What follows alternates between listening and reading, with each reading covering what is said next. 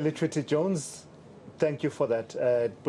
Part of the eNCA team covering the ANC's National Policy Conference. Let's continue the discussions. We're joined now by the Minister of Public Enterprises, but also a National Executive Committee member of the ANC, Pravin Gordhan. Thank you for coming through. Let me just start out and just put it out there to you, Mr. Gordhan, and say that are we here sitting, analyzing, paralysis by analysis, discussing and hatching policies that are likely to be policies championed by the opposition party, being the ANC in 2024. None of this matters. Many people would say none of this matters.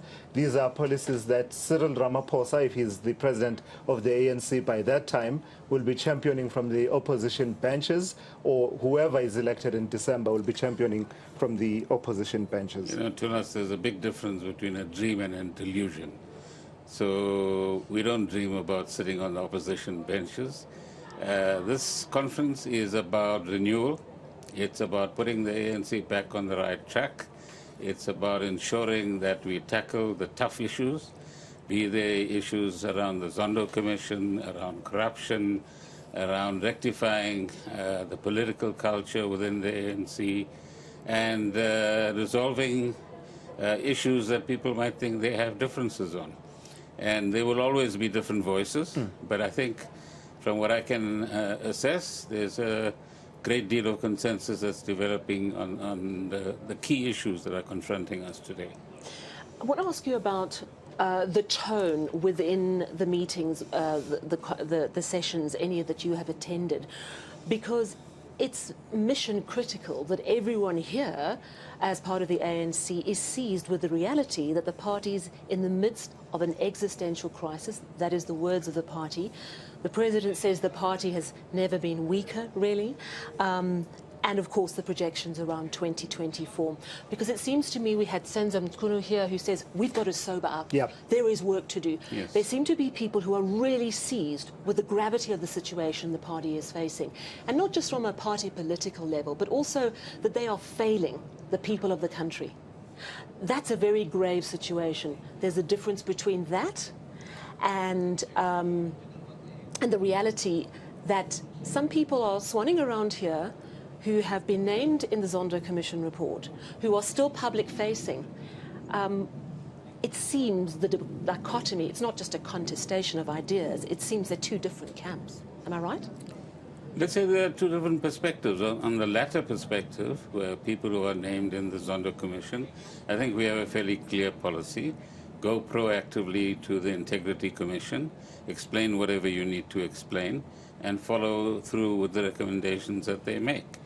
On the former question, I think we're very mindful of the fact that not only do you need the ANC to survive this period, but we have a huge responsibility, many of us who are in government and those who are passionate about South Africa, who are outside of government, that we want to make South Africa work. We want its economy to work. We need to tackle some of the fundamental issues where we don't have adequate inclusion of the majority of South Africans in our economy. We want to make that as part of not just an ANC conversation, but a part of a national conversation, so that it's not just the division, inverted commas, within the ANC, but it's about how do we carry the whole country through the social compacting process. But it's the inward-looking concern, and the ANC itself says it's too inward-looking. It's not in touch with the people. And I'll give you another example. This move coming from the ANC in KwaZulu-Natal, that the step-aside rule actually should be scrapped. It's not working. That's not the point. The only point surely is, how do we show everyone in South Africa we are serious about fighting corruption? If we're going to be discussing whether the step-aside policy is the right way to do it, haven't we missed the point? Well, I think we've passed that stage in most of the commissions, as I understand. Yeah. And that's not a major issue. We recognize in the vast majority of people here that we don't want to commit political suicide, because that's exactly what it would mean if you give in to those who believe that Zondo Commission doesn't matter, its findings don't matter, and that ultimately public perceptions don't matter. These are all real issues out there, and we need to tackle them. And as you know, in the process of tackling them, those of us that have been advancing that the ANC needs to clean up become the subjects of attacks as well in this process. But we mustn't let that confuse us. The country is one that all of us are passionate about, whether you're in the ANC or outside of the ANC. Secondly, the global economy is not a very friendly place right now, and it's unlikely to be a friendly place possibly for the next year or two. Thirdly, we have serious externally imposed crises: fuel prices, food prices, inflation, possibilities of recession in the developed economies of the world. Electricity. Well, electricity internally, but I mean, I'm talking about the global environment. And the supply chains are changing, the production systems are changing. So there's a changing world out there, but it's changing in the negative direction, as the IMF growth predictions have shown more recently as well. So internally, we better be alert. We better be alive to these changes, both in terms of the opportunities that they offer, but also in terms of the dangers that they potentially pose to us. And as a collective, we have to find some answers. How do we help people who are paying the higher fuel price? How do we help people when a loaf of bread is now 5, 6, 7 rands more than what it used to be at the end of the day? Those are the existential realities that the majority of South Africans face. We need to come up with answers. Earlier on, you said where there are differences of opinion, you debate those, and you're saying the debates have been ongoing even in the commissions that are taking place. But many suggest that what you're dealing with are not debates, but contradictions, and contradictions that strike at the heart of what the ANC is or should be, what South Africa is or should be. You take the example of this whole, right at the start of the discussion documents, there's an emphatic rebuttal of the proposals for a move from constitutional supremacy to parliamentary supremacy. It is quite emphatic in the documents. But the very fact that you've got people in the ANC who believe that actually we should ditch this whole thing altogether. When you talk about the Zondo Commission, the differences of opinion actually go further than just being, I don't agree with this finding, that finding. It goes further to actually say this judiciary, it's almost like oppressing us, and we need to move away from all of that. How do you reconcile all of those that don't seem to be differences of opinion, but actually contradictions in terms of the nature and character of the ANC and the vision of the society? Does that lead to that situation of fewer but better? And how does that then manifest that fewer but better? Well, on the first point, you go back to basics and you say, who are we? We are Democrats. We believe in a constitutional democracy. That was the negotiated deal in the early 1990s and slightly before that. And secondly, democracy is not just given to you on a platter. It's something that you continue to struggle with, as you can see all around the world.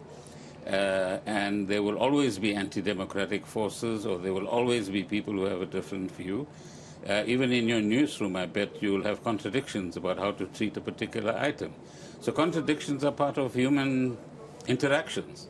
So contradictions don't mean that they're necessarily destructive, but they could be at the end of the day if there is a fundamental difference on what democracy means and what the institutions of democracy mean, and how we're going to make sure that those institutions become entrenched and that they don't get undermined in this particular process as well.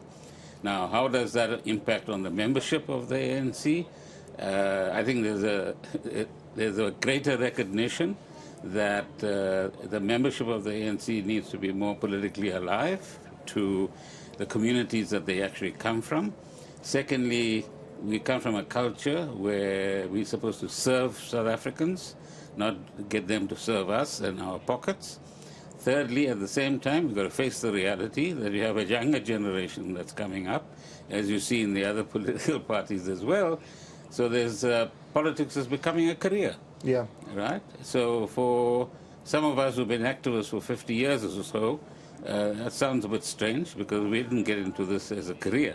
But that's the reality. Politics is a career if you look at democracies all across the world. Before we run out of time, Sally, let me throw in this question. There's another debate that talks about the energy policies, and I've looked at the proposals that are being made in the discussion documents. And some of the criticism comes from the Progressive Youth Alliance, and I think I heard the SACP as well, saying that what President Ramaphosa announced ahead of this policy conference and what these documents are sort of proposing around allowing private sector generation, the embedded generation caps being removed altogether, sourcing from various sources of generation, and not having all our eggs in one basket, being Eskom, that is amounting to privatization. And in the words of the PYA, that would affect, for instance, what revenue municipalities would be able to collect, but also these private sector generators of electricity and energy are unlikely to be doing it from a position of altruism.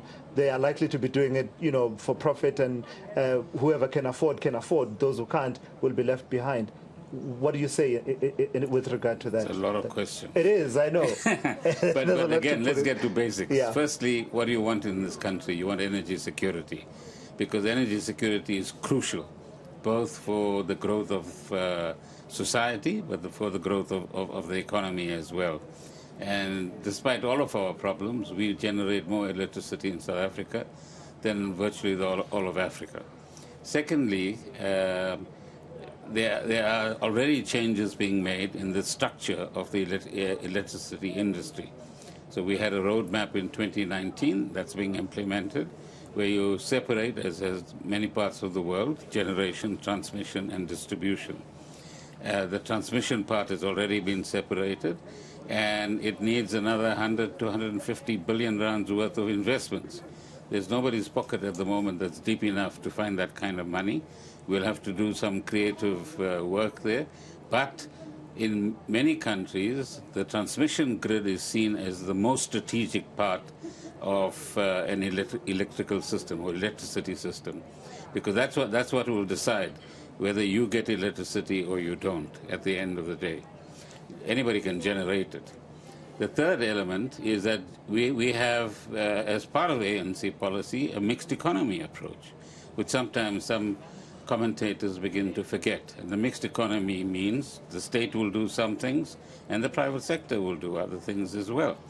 Right now, and for some time to come, Eskom and its coal-powered stations, its hydro that it gets from Kahorabasa, Koeberg, which supplies nuclear, peaking pump stations, which supply a different kind of hydro capability, diesel, which can easily be changed to gas as well. That mix is still going to give you the majority of megawatts in your system. But the plan that the president has put forward recognizes our existential squeeze, if you like. It's privatization, is it not? No, nowhere near private. That means that you have the money to buy all of Eskom that I've mentioned. That's privatization. Right. That tomorrow there's no minister that's responsible, no government that's responsible. Alternatively, you've handed over all the assets. Alternatively, is it you as the ANC frankly admitting, as the expression says, Jesus, take the wheel. But in this instance, we don't know what to do anymore. Private sector, take the wheel. No. Again, you've got to draw the distinction between generation, transmission, and distribution. So on the generation side, we are saying private sector, you can come in, and if your mine requires 200 megawatts and you have the capability to invest in it with whatever banking or financing facilities, go ahead and do that and run it on your own. You don't have to use this transmission grid. On the other hand, you are an investor. You know that you will make a profit out of investing in solar power. You can use the grid provided by Eskom to sell your electricity into the grid, some of which Eskom can use, some of which others can use as well. And you have power purchase agreements that cover all of this ground. The third thing is that we have a fairly unique situation which one of those commentators picks on. That is that our municipalities add on an additional amount, an additional surcharge, which means that you are paying for Eskom's rates or the power producers' rates, you're paying for reticulation rates, and on top of that, you're adding a profit. So the cost to you at the end of the day is all of this money plus this profit. And our municipal system, which is inherited from our colonial past, financially speaking, enables water and electricity to be trading services from which you can make money, right? And then use that money for either operational purposes or other purposes if you are able to maintain your reticulation network at the end of the day.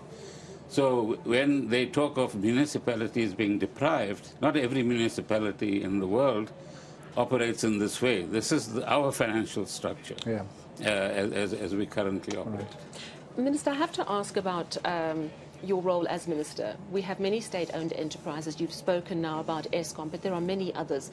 Many of them have been hollowed out by state capture and are on their knees, frankly. As Minister of State-Owned Enterprises, what is your vision? Do you see all of them being revived? Do you see ultimately many of them are going to have to be scrapped or indeed privatized? What is your vision now that you've assessed the full extent of the problems in SOEs? Remember, we only have 6 to 7 in our portfolio. Many other ministers have their own responsibilities. Okay. So PRASA is part of transport, AXA is part of transport, and so on. Secondly, the President established the Presidential SOE Council that has about 13 or 14 private sector members, largely business, but 1 or 2 trade unionists as well. And thirdly, that's the body that has, over the last 2 years, been doing exactly what you're saying. They haven't finished yet, but the whole idea, which goes back to the Piecha Commission some years ago as well, which is relook at the portfolio that we have. Some disposals already took place by the late 90s, which everybody has forgotten. And they were indeed privatized at that time. But look at this entire portfolio. Ask yourself which are absolutely strategic, both for reasons that they're important for the economy, but they also have an important developmental role. So, for example, at democracy, about 50% of our population had electricity connected to their homes. Today, it's over 85%.